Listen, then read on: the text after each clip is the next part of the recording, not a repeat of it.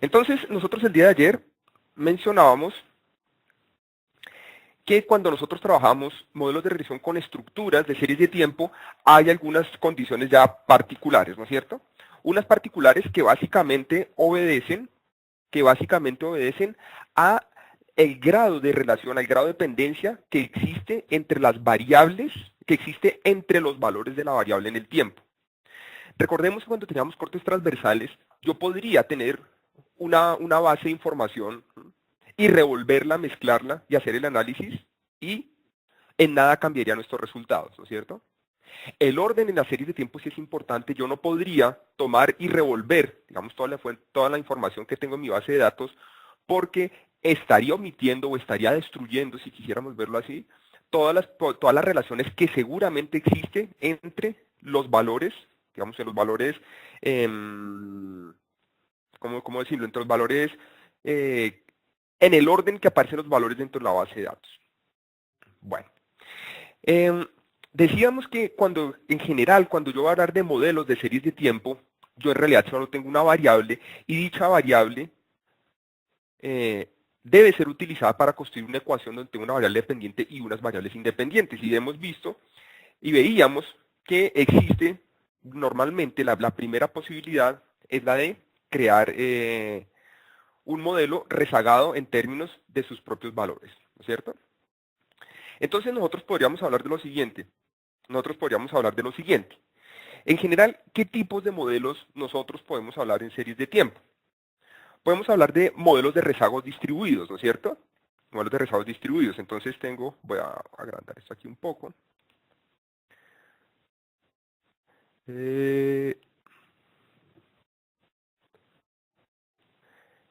Ahora primero modelos de variable dependiente con variable dependiente rezagada, ¿no es cierto? Entonces tenemos mi variable de interés en términos de su propio rezago, ¿no es cierto?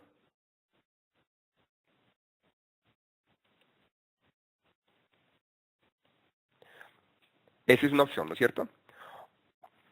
Otra opción, bueno, cuando tengo, digamos, adicionalmente mi propia variable, si tengo un modelo de regresión, tenga dos variables, ¿no es cierto? Entonces, esa misma versión de modelo podría estar en ese sentido, en este y-1, y tengo mi variable 2, mi variable x. Podría tener un modelo de rezagos distribuidos, y un modelo de rezagos distribuidos es cuando tengo algo de este estilo. Entonces tengo cada uno de los rezagos acá, xt-1. Estos son subíndices, ¿no? Estos son subíndices, xt-2.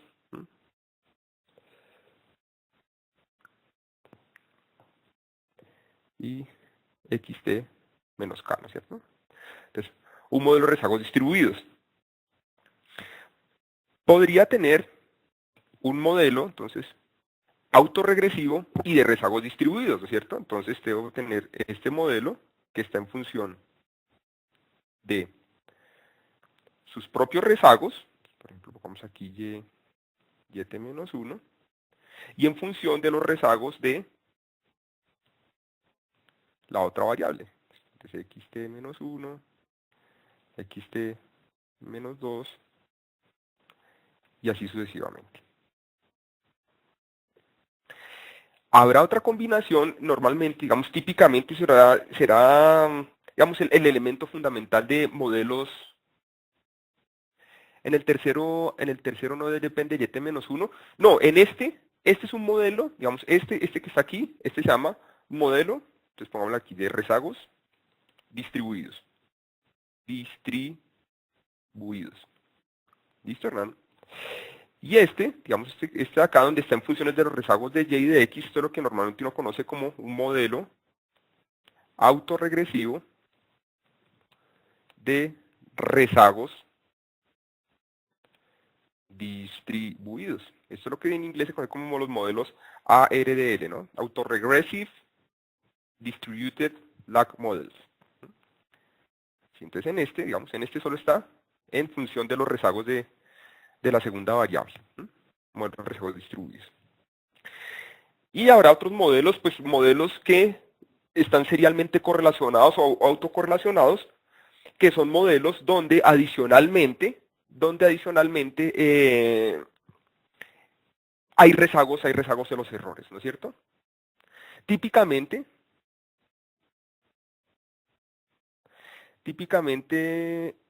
eh, pues digamos siempre se van a crear los dos vectores, ¿no es cierto? Los de la dependiente y la independiente, Franco. Bueno, donde se harán, digamos, por ejemplo, modelos ya, lo que les digo, autocorrelacionados, que típicamente será lo que uno modelará con metodologías, por ejemplo, como la Box y Jenkins, ¿no es cierto? Los modelos ARMA, los modelos ARIMA. Bueno, veíamos que independientemente, como nosotros aquí no nos hemos salido del contexto de regresión lineal, no nos hemos salido del contexto de mínimos cuadrados ordinarios, nosotros tenemos que validar algunos supuestos, que ya los conocemos de tiempo atrás, ¿no es cierto? Entonces, digamos, los supuestos que se mantienen vigentes cuando hagamos estos modelos por mínimos cuadrados, acuérdense, seguimos en mínimos cuadrados, ¿sí? Variable dependiente, variable independiente, hay significancia, podemos establecer relaciones, ¿sí? Debe seguir habiendo significado en los estimadores. Entonces decíamos, debemos garantizar que haya estacionariedad en las variables, ¿no es cierto? En las variables. Entonces, ¿qué era que existiera estacionariedad? ¿No es cierto?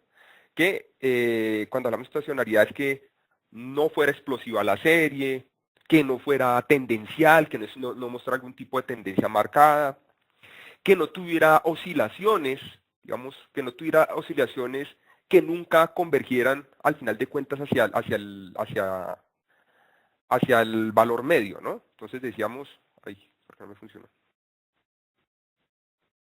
Esto, por ejemplo, que podría moverse, bajar, subir, porque al final de cuentas siempre trata de oscilar como un valor hacia un valor medio, ¿no es cierto?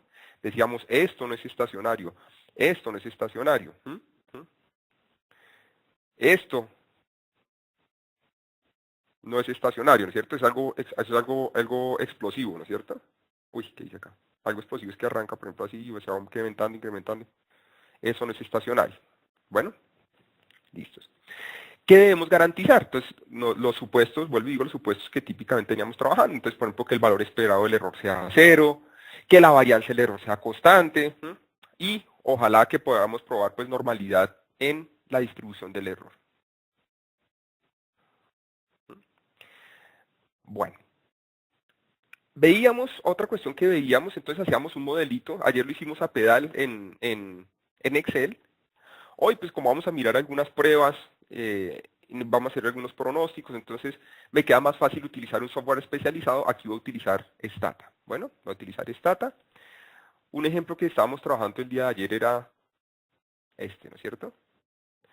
Teníamos la información trimestral entre PIB y desempleo y estábamos, digamos, soportando de pronto este ejercicio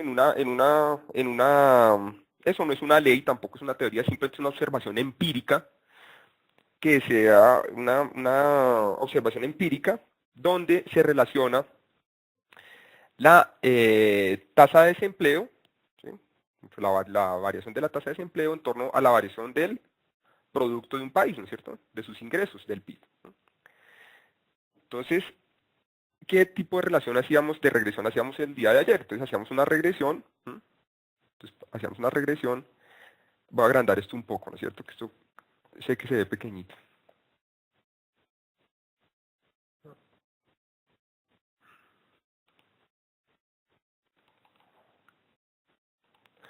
Entonces hacíamos una regresión en función de la tasa de desempleo y el PIB, ¿no es cierto? Hacíamos algo de este estilo. Pero nosotros, ¿por qué le incorporábamos rezagos? Porque decíamos, seguramente un factor macro tan importante como es el desempleo seguramente no depende del comportamiento del PIB del trimestre anterior, sino de trimestres anteriores, ¿no es cierto? Entonces nosotros, ¿qué hacíamos? Decíamos, entonces esto era en función del PIB, del PIB del trimestre pasado, del PIB del trimestre antepasado, ¿sí? del PIB del trimestre pasado al antepasado, ¿sí?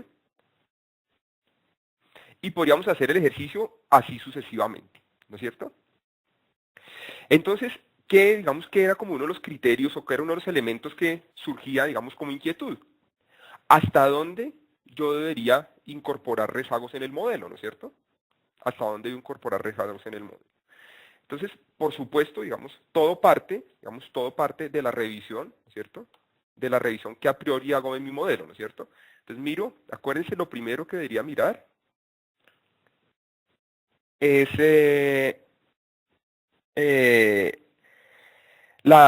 los signos, las magnitudes de los coeficientes, ¿sí? Su significancia estadística, y una vez superado eso, pues debería revisar los supuestos del error, ¿no es cierto? Aquí, bueno, aquí en Stata, precisamente, Hernán, digamos que es la facilidad de trabajar con herramientas especializadas. Yo no tengo que ponerme a crear las variables rezagadas ni en diferencia como lo hacía en Excel, ¿no es cierto? Aquí simplemente utilizo los operadores de series de tiempo. Por ejemplo, en el caso de Stata, diferenciar una variable simplemente lo hago colocándole este prefijo d, y rezagar una variable simplemente la hago colocándole este prefijo L, ¿no es cierto? Entonces L. Si quiero rezago le pongo L2, si quiero rezago le pongo L3. Entonces ya vamos entendiendo por qué es interesante. Si bien en Excel realmente yo podría hacerlo, realmente resulta siendo mucho más eficiente trabajar en paquetes especializados, ¿no es cierto?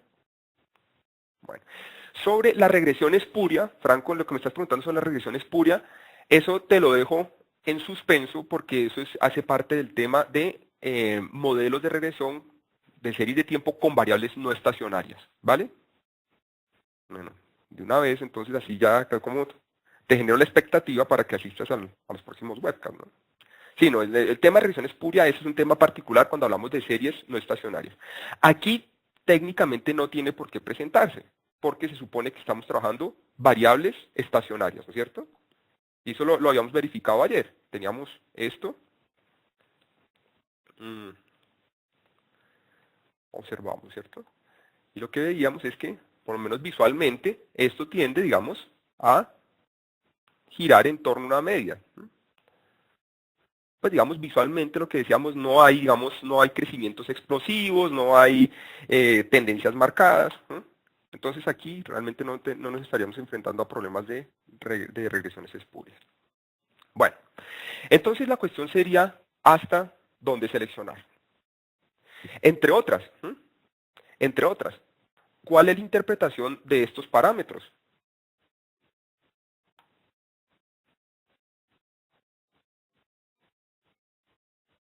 ¿Qué significa esto?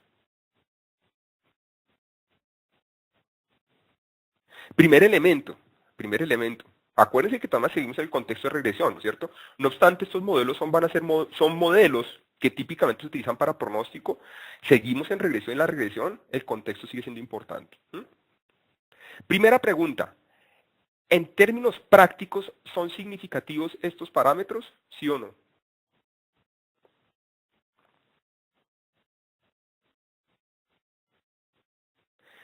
Tal vez lo estás diciendo, en términos prácticos, ¿no es cierto? ¿Y por qué no, Franco? ¿Por qué en términos prácticos el rezago número 3 no es? Acuérdense, estamos hablando prácticos, no significancia, lo mismo Cintia, en este momento estamos hablando de significancia práctica, no estadística. Aunque de todas maneras tienen razón en decir que los tres primeros sí tienen significancia práctica, ¿cierto? ¿Cuál es la interpretación de un parámetro de estos? Acuérdense que el PIB está en porcentaje, ¿no es cierto? El PIB, tal como está en nuestra base de datos, es variación porcentual. Y la tasa de desempleo, la diferencia del desempleo, es el cambio en la tasa de desempleo, ¿no es cierto? Entonces, ¿qué estamos diciendo acá? Que un incremento de 1%, ¿sí? De 1% en el PIB está haciendo que la tasa de desempleo disminuya en 0.20%, ¿no es cierto? Y ¿será que eso es consecuente con la realidad? Que si sube los ingresos de una nación, caiga el desempleo. O debería ser positivo ese estimador. Tiene sentido, ¿no es cierto? Tiene todo el sentido. Entre más riqueza, entre más producción genere una nación, pues seguramente el desempleo va a ser menor. Muy bien. Entonces ustedes ven, dice, ¿por qué lo tiene? ¿Por qué lo tiene valores? No te entiendo la pregunta, Franco, si me la puedes desarrollar un poquito más. Entonces ustedes ven. Entonces vean lo interesante de esto. Me dice que la tasa de desempleo depende o varía en un 20, en un punto 20% respecto al PIB contemporáneo. Cambia en un 16 en un punto 16% respecto al PIB, o mejor aún, el PIB de hoy impactará el desempleo del próximo periodo en un punto 16%. El PIB de hoy impactará el desempleo de el próximo periodo en un punto 0,7%. Esa es la interpretación de los coeficientes. Acuérdense, si el hoy, acuérdense que rezago 1 significa T menos 1, ¿cierto? Esto, digamos, T es el hoy, es lo contemporáneo. T menos 1 es el ayer, ¿no es cierto? O sea, un rezago, el hoy está explicado por un rezago de ayer. Sería lo mismo como decir algo de esto, ¿cierto? Entonces, YT más 1, perdón, YT más 1 es igual a XT, ¿no es cierto? Bueno, más que es igual, pongámoslo aquí, en función, ¿listo? En función, ¿listo? Entonces, ¿sí ven? Entonces, el crecimiento en el PIB de hoy impactará en tanto por ciento el desempleo de mañana, ¿sí ven? Entonces yo miro esto, entonces por ejemplo, aquí el crecimiento en el PIB de hoy impactará en 0,07%, ¿sí? 0,07% el desempleo, la tasa de desempleo de 3 periodos hacia adelante. Entonces vean lo que uno está mirando acá, lo que uno está mirando son unas cuestiones interesantes. Lo que uno está mirando aquí unas cuestiones interesantes, cómo el desempleo depende, ¿sí? La tasa de desempleo depende del PIB, de la variación del PIB, no solo de hoy, de ayer, de antes de ayer, y vean de todas maneras cómo se va diluyendo el efecto, ¿no es cierto? Lo que decíamos, las cosas, digamos, el futuro se parece más al pasado reciente que al pasado lejano.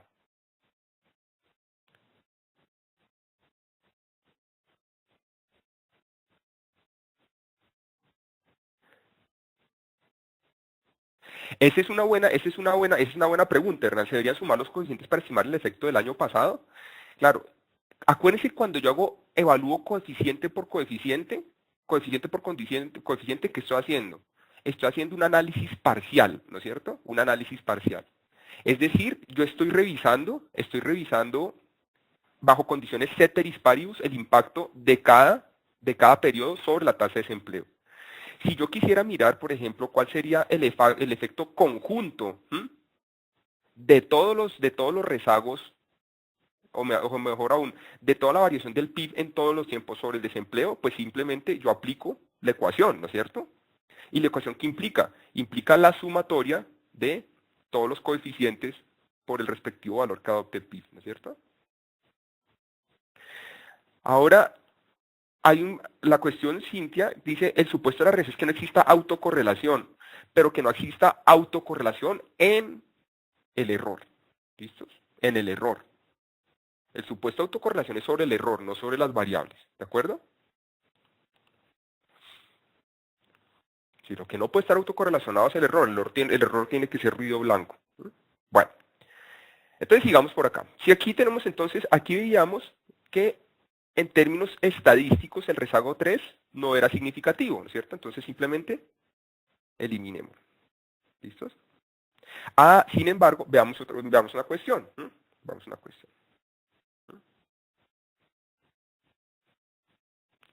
Entonces voy a poner aquí.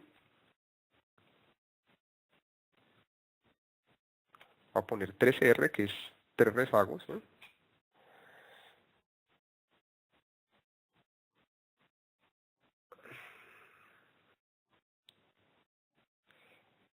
Entonces,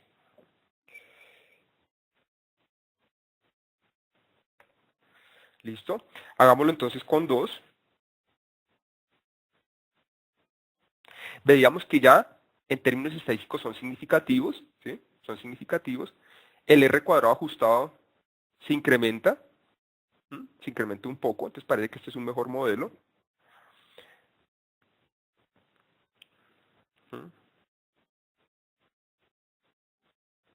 Normalmente, un criterio de selección, entonces, ¿hasta dónde yo debería involucrar rezagos, ¿no es cierto? Normalmente, ¿qué es lo que yo puedo hacer? ¿O qué debería hacer? Yo puedo mirar los criterios de información. Vamos a poner aquí los dos modelos que tengo.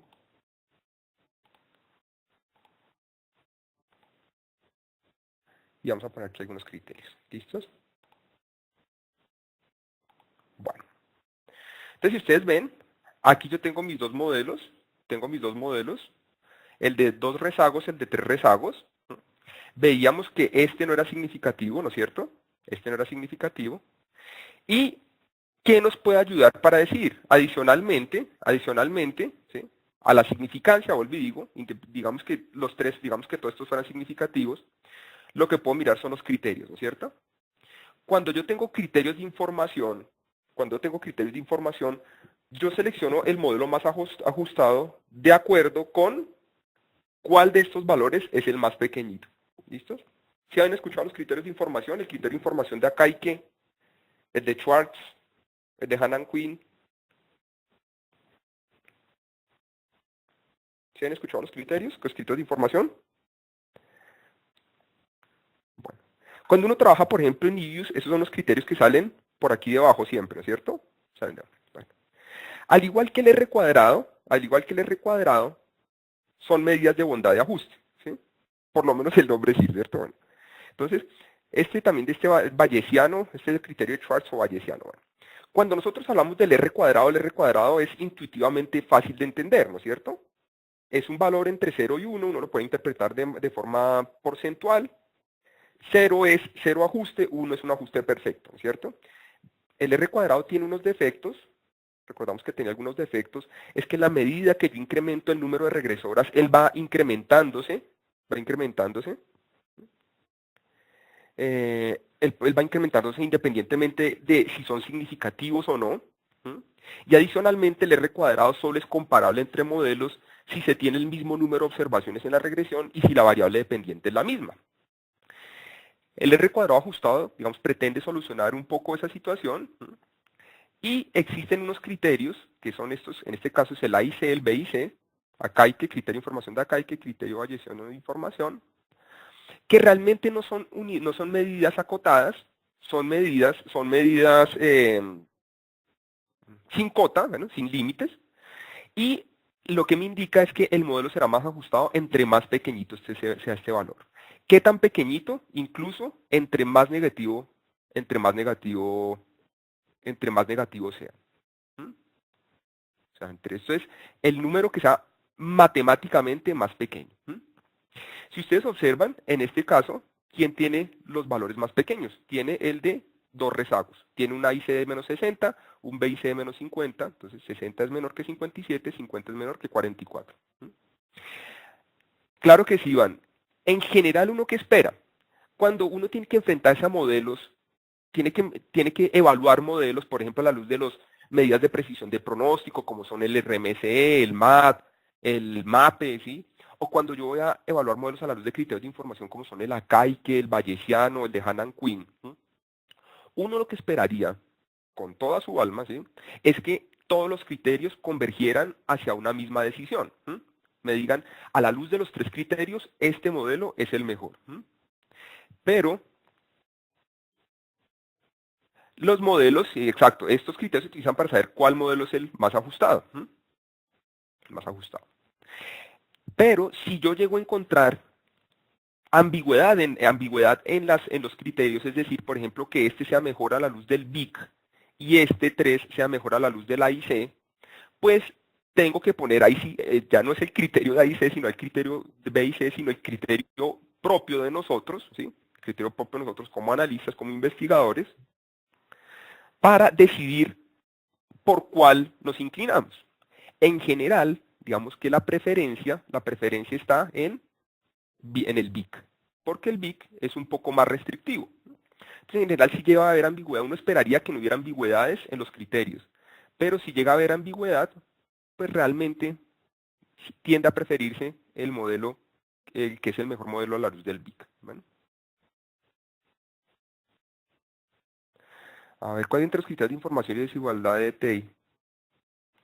Bueno, la desigualdad de TEL es una medida de precisión de pronóstico. Una medida de precisión de pronóstico te evalúa cuál es, digamos, en promedio, cuál es la diferencia del valor observado respecto al valor estimado, ¿no es cierto?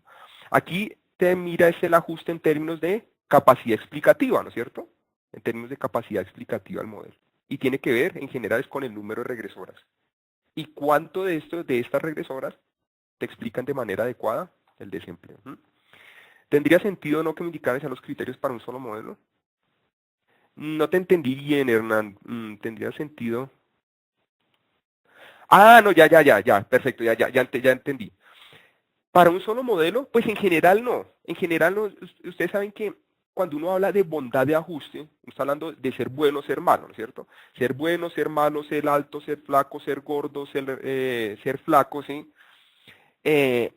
Son cuestiones que se pueden, digamos, llamémoslo así, concluir en la medida que haya algún elemento de comparación, ¿no es cierto? Nadie es bueno porque sí, ni malo porque sí. Uno dice, este es bueno respecto a tal cosa, es malo respecto a tal cosa. Entonces yo puedo tener unos criterios de información para un solo modelo y voy a tener unos valores, pero realmente no sé si es bueno o malo. Para poderme hacer la idea de bondad o de maldad, tengo que tener algo contra qué compararlo. ¿Listo? Entonces normalmente los criterios de información no tiene sentido en un solo modelo. Bueno, entonces digamos que por aquí estaríamos diciendo que nuestro modelo de desempleo en función del PIB parece que tiene sentido en términos de estos dos rezagos. ¿Listos? En términos de los dos rezagos. Muy bien.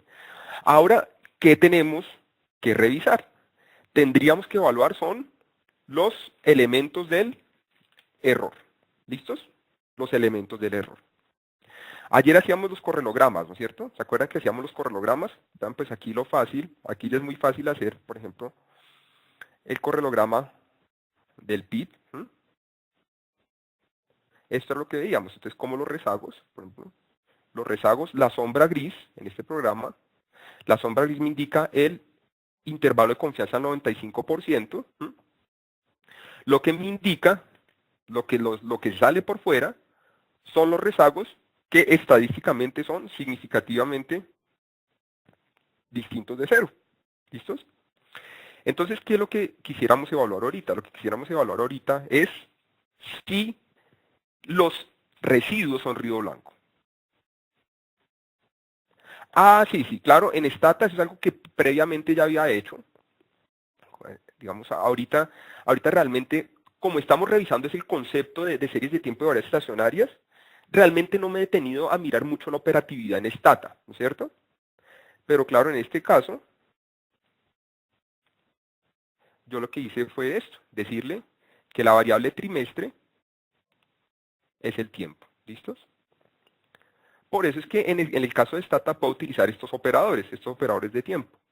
Si no tuviera estos operadores si no hubiera declarado a la base de datos quién es el tiempo, pues no podría utilizar estos operadores. A propósito, digamos, eso, solo un apunte sobre Stata. Recordemos que en Stata hay programas, por ejemplo, como Ibius, que ellos tienden a identificar cuál es la estructura de información que estoy trabajando. En el caso de Stata, si yo arranco a trabajar mi base de datos, predeterminadamente, Stata lo que va a pensar es que estoy trabajando cortes transversales. ¿Listos? Si yo quiero indicarle Stata que voy a trabajar series de tiempo o que voy a trabajar datos panel, debo decirle, Stata, voy a trabajar series de tiempo. ¿Sí? Entonces, por ejemplo, en series de tiempo yo le digo esto. Le digo aquí, mi serie, la variable que me va a indicar el tiempo es el trimestre. Y si voy a trabajar datos de panel, entonces debo indicarle quién es mi serie de tiempo, quién indica el tiempo y quién identifica el panel, ¿no es cierto? Quién identifica el individuo. Eso, digamos, es un apunte sobre Stata. Stata tengo que decirle qué tipo de base estoy trabajando. Bueno, entonces yo podría mirar, ¿ves? De hecho, más que podría, debería mirar entonces el comportamiento del error, ¿no es cierto? Entonces, en Stata, yo creo los residuos. Acuérdense que la forma como yo reviso los residuos, o más bien, la forma como yo me hago una idea de cómo se comporta el error, el término no observable, es a través de una proxy que son los residuos, ¿no es cierto? Entonces aquí podemos mirar qué son los residuos y qué es lo que esperaríamos nosotros de esos residuos. Lo que nosotros esperaríamos de esos residuos es que no estuvieran autocorrelacionados, ¿no es cierto? Podemos mirar aquí algunos elementos gráficos.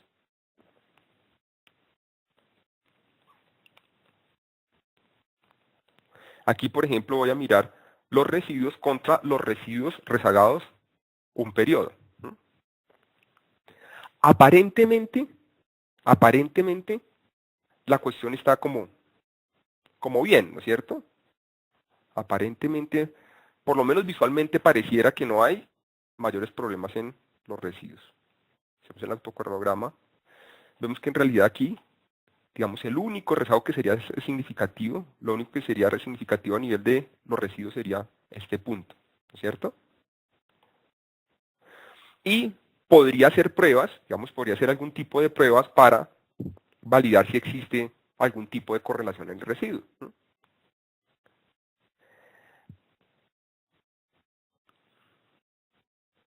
La gráfica, seguramente, acuérdate, cuando uno hace estos scatter, estos gráficos de dispersión, en general, ¿tú qué es lo que esperas observar en los residuos?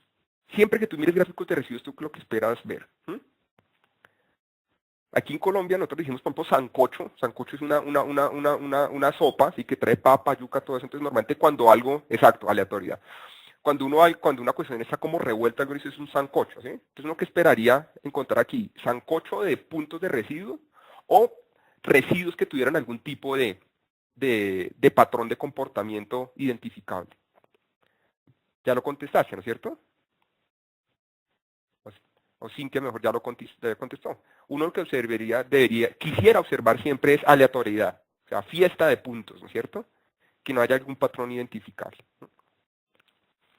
Siempre que uno observe, por ejemplo, formas, por ejemplo, líneas, curvas, algún tipo de patrón, eso va a indicar que el residuo no es totalmente aleatorio. Claro, gráficamente, acuérdense que los gráficos muchas veces son muy disidentes, pero los gráficos no son concluyentes, ¿no es cierto? Los gráficos pueden llevar uno a malas percepciones interpretativas. Entonces, en general, uno hace algunas pruebas formales. Entonces, por ejemplo, una prueba que se puede utilizar, que típicamente se utilizan, por ejemplo, son estas pruebas de Durbin y Watson, ¿no es cierto?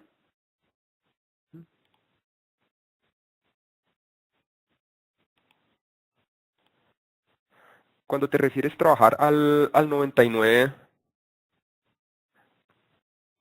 ¿a qué te refieres con trabajar al 99%, Freddy, por favor?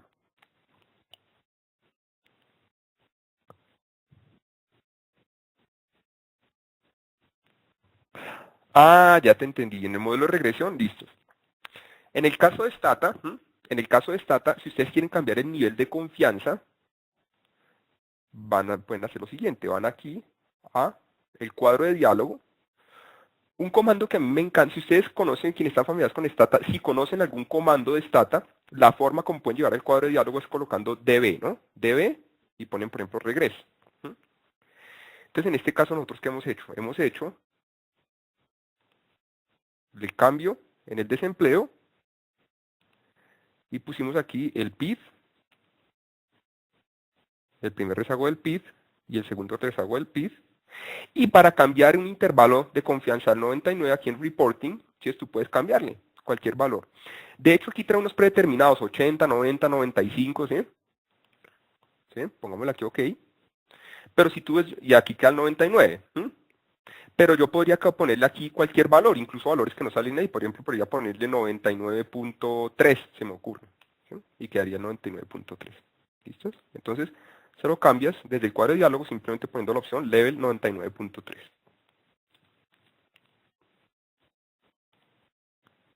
¿Vale? ¿Sí era eso lo que me estabas preguntando?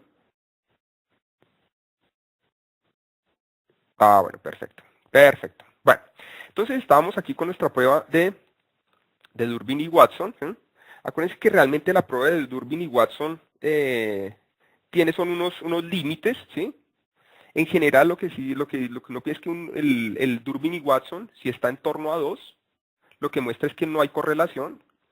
Si está por debajo de 2, si está por debajo de 2, pues lo que puede mostrar por debajo, por encima de 2, lo que muestra es que hay autocorrelación serial de orden 1, ¿no es cierto? De orden 1. Normalmente, digamos, el estadístico de Durbin y Watson, pues es una primera aproximación. ¿Sí? En general uno utiliza algunas pruebas un poco más robustas porque el Durbin y Watson tiene algunos defectos, ¿no es cierto? Entonces, por un lado, solo me permite comparar hipótesis de correlación de grado 1, es decir, el error contemporáneo, el error de hoy, es independiente del de ayer. Esa es la única hipótesis que me está resolviendo, ¿cierto? Por otro lado, el tamaño muestral no puede ser inferior a 15 observaciones para que las conclusiones sean fiables. ¿Sí? El modelo tiene que tener constante. Si el modelo no tiene constante, pues no es fiable. Una vez más la prueba, el test de Durbin y Watson. ¿Sí? Y otro elemento pues, que resulta siendo muy importante es que la prueba de Durbin y Watson no es aplicable en la medida que tenga rezagos de la variable dependiente. Aquí en este caso no tenemos ese problema. ¿Por qué? Porque hicimos fue un modelo de rezagos distribuidos, únicamente un modelo en función de los rezagos de la variable independiente. Pero típicamente los series de tiempo yo que voy a tener modelos que incluyen rezagos de la variable dependiente. La estadística de Durbin y Watson no es útil, ¿sí? No es útil, no debe aplicarse cuando incluye ese tipo de rezagos de variable dependiente. ¿Listos? Entonces, ¿uno qué puede mirar? Uno puede mirar otras pruebas como son, por ejemplo, la de Broch-Pagan. La de Broch-Pagan. Entonces aquí le digo, predeterminadamente viene con un rezago. Y aquí ya tengo algo interesante adicionalmente, que me da un valor probable. Entonces, ¿cuál es la hipótesis? Me dice la hipótesis que no existe correlación serial en el error, ¿no es cierto?, en los residuos. ¿Rechazo o no rechazo esa hipótesis?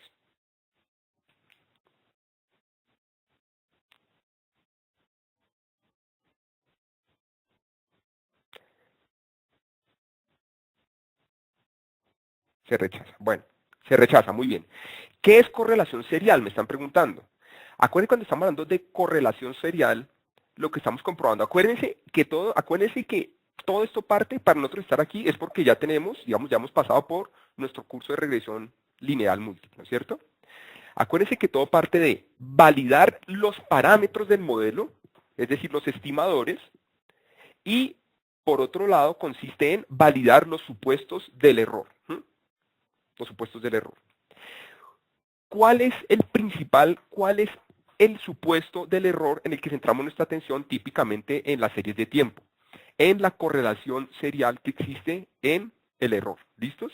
Entonces, cuando estamos hablando aquí de correlación serial, lo que estamos probando es que los residuos del modelo sean independientes entre sí. Sean independientes entre sí. ¿De acuerdo? Eso es lo que estamos haciendo. Entonces, cuando miramos el scatter, lo que estamos mirando era un gráfico de dispersión entre el rezago de hoy y el rezago de ayer. Y que veíamos que aparentemente había como fiesta de puntos, ¿no es cierto? Aparentemente eran como aleatorios. Ahora hicimos una prueba normal que es la de Durbin y Watson, y me sugiere que no, ¿cierto? Me sugiere que no hay independencia. Acuérdense, una independencia en sentido suave, ¿no es cierto? Porque acuérdense que medir independencia a la luz de la correlación no es una buena idea.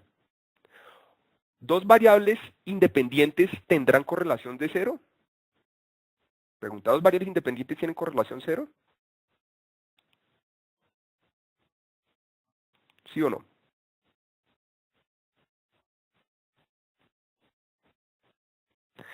Realmente sí, con toda seguridad sí. Dos variables independientes tienen una correlación de 0. Y ahora, dos variables que tienen correlación 0 son independientes.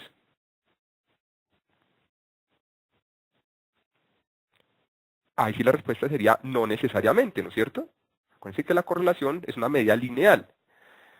Puede que la correlación sea 0, pero si existe una relación de dependencia cuadrática perfecta, pues la correlación no lo va a entender. ¿Listos? Entonces por eso decimos que digamos, es una prueba de independencia en sentido, digamos, suave, en el sentido que estoy viendo esto a través de correlaciones. Aquí me sugiere que no hay independencia, no hay independencia. Realmente yo prefiero un test un poco más robusto, como es el de Brush-Guthrie. Acuérdense, les mencioné algunos defectos que tiene el de Durbin y Watson. Y de todas maneras aquí me dice que no hay independencia, ¿no es cierto? Hay correlación entre el residuo de hoy y el de ayer, ¿sí ven? LAX 1. ¿De acuerdo? Entonces ahí vamos. Pregunta. ¿Cuál es la importancia, qué implicación tiene que yo no tenga autocorrelación, que no tenga autocorrelación 0, o mejor aún, que no tenga autocorrelación en los residuos del modelo? ¿Cuál es el problema de tener autocorrelación en los residuos del modelo? ¿En qué me afecta? Porque estamos viendo eso, ¿no es cierto? Pero ¿en qué me afecta que haya autocorrelación? Exactamente, en la eficiencia. En la eficiencia. Muy bien, los estimadores no son eficientes. ¿Y eso qué implicaciones tiene? ¿Qué implicaciones tiene que los estimadores no sean eficientes?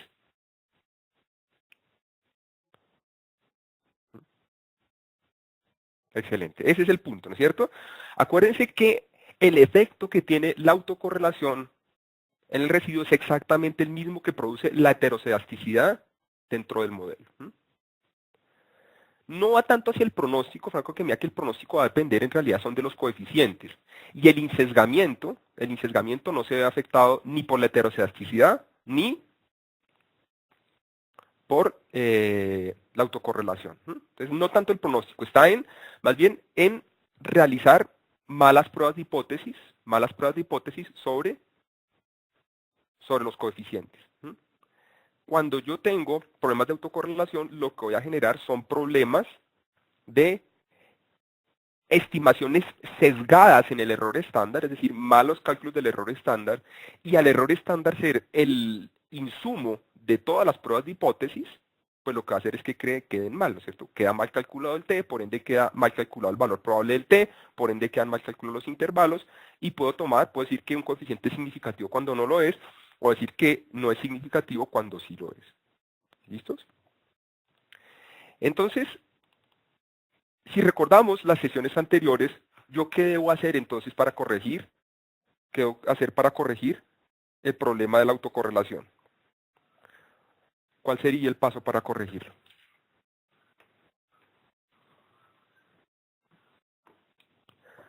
Bueno, robustez.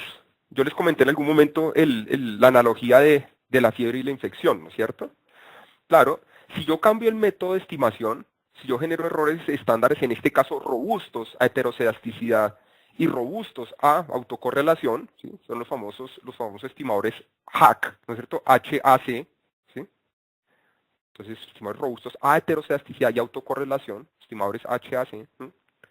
Pues yo voy a calcular bien los errores estándares. ¿Sí? Yo voy a calcular bien los errores estándares. Pero acuérdense que el hecho que yo corrija la autocorrelación, o mejor que corrija los errores estándares, no implica que se corrijan los coeficientes. Y en el modelo de regresión, acuérdense que normalmente cuando yo haga modelos de regresión, yo sí tengo interés en el significado de los coeficientes. ¿Listos? En el significado de los coeficientes. ¿Y a qué voy con eso? Una vez más, si esto está mal calculado,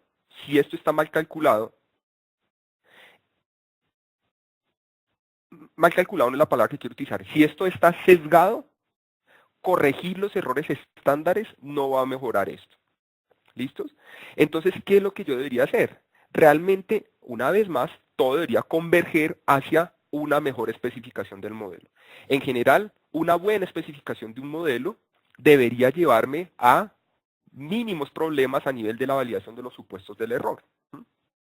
Entonces, ¿cuál sería el ejercicio? El ejercicio consistiría en tratar de especificar este modelo lo mejor posible, de acuerdo con lo que me indica la teoría, trabajos previos, mi experiencia, ¿sí? La hipótesis de trabajo. Vamos a ver que hay modelos de series de tiempo que son ateóricos. En realidad lo que entre aquí puede ser cualquier cosa, puede significar cualquier cosa.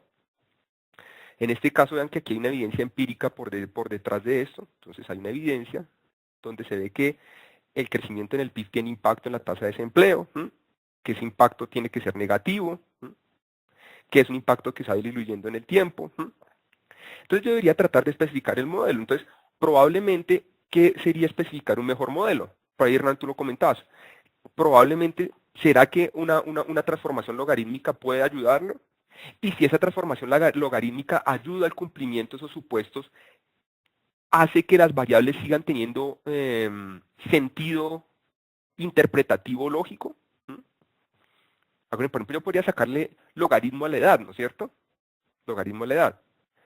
Y el logaritmo de la edad lo que la interpretación es de variación porcentual. Pero normalmente uno no habla, yo soy un 2.528% más viejo que el año anterior, ¿no es cierto? Entonces, uno podría mirar algunas transformaciones matemáticas, podría mirar el significado, pero ya si tiene significado práctico, interpretativo, uno podría ensayar aquí, meter, digamos, algunas variables rezagadas del desempleo. Es probable que el desempleo de hoy dependa del desempleo de ayer, ¿no es cierto? Es probable que el desempleo de mañana o de pasado mañana dependa del desempleo de hoy, ¿no es cierto? Pero yo me doy cuenta de estimadores Meli, no te entiendo bien, yo me doy cuenta de estimadores sesgados o tener estimadores Meli. No, yo lo que quiero son tener estimadores Melis, es decir, insesgados, ¿sí? Ah, ya, eso ya lo habíamos mencionado, digamos, en algunos momentos. En general, cuando tú quieres hacer un estimador insesgado, en esencia, lo que te va a insisgamiento si hay insesgamiento es la teoría, ¿no es cierto? La teoría. Porque acuérdate que el insesgamiento, en últimas, se valida es por el grado de independencia que tú puedas garantizar de las variables que se encuentran en la parte no observable respecto a tu variable de interés o las variables que tienes dentro del modelo. Es posible, Iván. El problema de autocorrelación surge en general por la omisión de variables en el modelo. Yo me atrevería a decirte que por encima del 90%, ¿sí?, de las veces, ese es el motivo. En general, los problemas en la validación de los supuestos de un modelo obedecen a problemas de mala especificación. Y la mala especificación de un modelo, casi que sin excepción, siempre corresponde a subespecificación, es decir, omisión de variables. En la medida que tú tengas modelos sobreespecificados, los problemas no son graves, comenzando por una primera situación, y es que modelos que tienen más variables de las que necesitan, normalmente, estadísticamente, comienzan a ser rechazadas dichas variables. Cuando tú tienes un modelo sobreespecificado, si acaso, lo que afectas es la eficiencia del modelo. Pero cuando tienes modelos subespecificados, es decir, cuando has omitido variables con importancia para el modelo, no solo tienes problemas de eficiencia, sino que vas a tener el gravísimo problema de sesgo.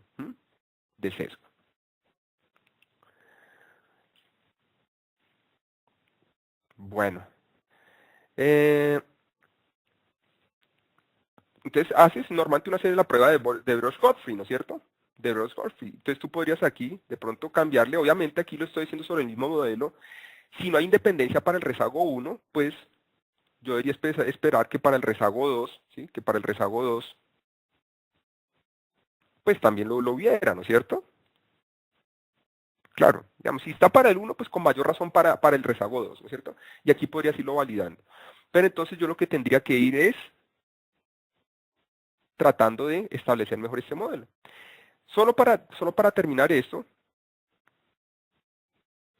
entonces, asumiendo, Catherine, digamos, asumiendo que el modelo esté bien especificado, ¿no es cierto? Que nosotros tengamos un poco de tranquilidad en torno a la estimación de esto. ¿Qué podríamos hacer? Veíamos en el caso de, modelos de regresión, cuando queríamos corregir la heteroscedesticidad, colocamos errores estándares robustos, y aquí ya me quedan bien calculados, ¿no es cierto? Bien calculados. Si necesito calcular estimadores, ¿sí? Si necesito calcular estimadores, esto aquí estoy cambiando el método de regresión, aquí ya no es mínimos cuadrados, ¿no es cierto? Ordinarios, estos son mínimos cuadrados generalizados. Lo mismo puedo hacer entonces cuando necesito corregir por heterosidasticidad y autocorrelación. Entonces mi variable dependiente, mis variables independientes aquí,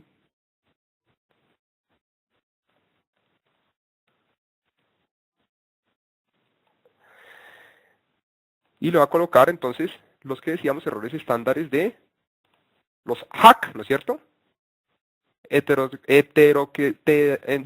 Nunca puedo decirlo en inglés, heteroscedasticity y autocorrelation, ¿no es cierto? Heteroscedasticity y autocorrelación. Errores estándares corregidos por heteroscedasticity y autocorrelación. Estos son los famosos errores estándar de New y West, ¿cierto? Que te corrigen heteroscedasticity y autocorrelación. Si tú observas, el modelo es el mismo, los parámetros, mira, punto 20, punto 16, punto 07, al igual que con la heteroplasticidad, nada tiene que ver con el insesgamiento, ¿sí? Lo que pasa es que ahora estos errores estándares sí van a estar bien calculados. ¿Listo? Entonces, a tu pregunta, bueno, ahora en este punto, ¿qué debemos hacer? Entonces, lo primerísimo que deberías hacer es tratar de mirar que tu modelo sea lo más consistente posible con la realidad, es decir, que sea un modelo bien especificado. Tú puedes hacer en cualquier momento la corrección de los errores estándares por algún método, ¿cierto? En este caso, digamos, errores estándares robustos a heteroscedasticity y autocorrelación. Pero recuerda que esto no debería ser lo primero. Si tú haces esto de primerazo, ¿sí? De primerazo, pues corriges esto, pero si tienes problemas a nivel de la estimación de los coeficientes, en nada lo vas a cambiar. ¿Listo? Entonces la forma como podrías corregirlo es a través de esto. Estos son mínimos cuadrados generalizados. ¿Exacto? Bueno, entonces se nos acabó el tiempo. Como siempre, acuérdense, mi mail es julian.melendez@softwarejunshop.com. Ayer recibí varios emails donde me solicitan el material de clase, las bases de datos. Bueno, por supuesto, tan pronto me quede el tiempo, yo les envío eso. Les envío eso. Quienes tengan interés en los comandos de Stata. No, sí, Catherine, no. Con toda seguridad es probable que me hacen, incluso, se los digo, incluso hay gente que le estoy debiendo material de webcam ni siquiera de la semana pasada, sino creo que incluso hasta de la antepasada. Créanme, mientras tenga sus emails, porfa, mientras tenga los emails, sus emails en mi bandeja de entrada, vean, les voy a mostrar rápido. En este momento tengo 99, ¿sí? 99. Varios de los que están ahorita en este webcast están aquí, ¿sí? Créanme que no los he contestado es ya por cuestiones humanas, ¿sí? de tiempo. Pero espero evacuar eso lo más rápido posible. Yo siempre acostumbro a contestarles. En esta cuestión de enviar el material siempre lo hago, entonces les pido un poquito de paciencia, porfa. ¿Vale? Quiero que tengan eso tranquilos, que si yo sé que ahorita, la semana pasada estuve en México, estuve bastante ocupado, entonces no tuve tiempo de contestar los emails. Entonces, no, porfa, envíen mi email con toda seguridad, yo les atiendo sus solicitudes. Bueno, por ahí vi, José, creo que me enviaste un email. Porfa, te pido, en lugar de que me envíen el email vía chat o vía preguntas y respuestas, porfa, envíen un email acá a julian.melendez@softwarejunshop.com y sobre ese yo les contesto. ¿Listos? Bueno, la próxima tenemos pensado para nuestra próxima sesión, vamos a tener el tema vamos aquí, a ver, vamos a tener la próxima sesión que es el 7, ¿no es cierto? Bueno, vamos a tener un tema interesante el día jueves en temas de riesgo y finanzas, que son la toma de decisiones a la luz de árboles de decisión. Es un tema bien interesante. Y el día viernes, o sea, de hoy en 8, vamos a tratar el tema de regresores aleatorios y estimación basada en momentos. Bueno, entonces los invito. Acuérdense, el jueves y el viernes se realizan. Por favor, estén pendientes de la confirmación que les envían vía email, porque ahí les indican el horario. Acuérdense que normalmente procuramos que sea a las 11 de la mañana, pero en general, digamos, el horario puede puede ser a las 9, a las 10, a las 11 de la mañana. Entonces, por favor, estén muy pendientes del horario. ¿Listos? Bueno, entonces, muchas gracias una vez más. Les deseo un muy feliz fin de semana y hasta la próxima. Chau, chau.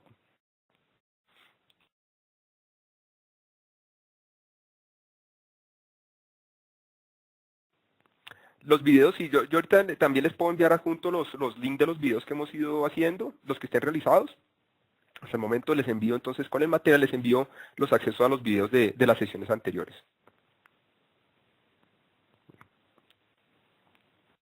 Bueno, chao, ahora sí. Nos vemos la próxima semana.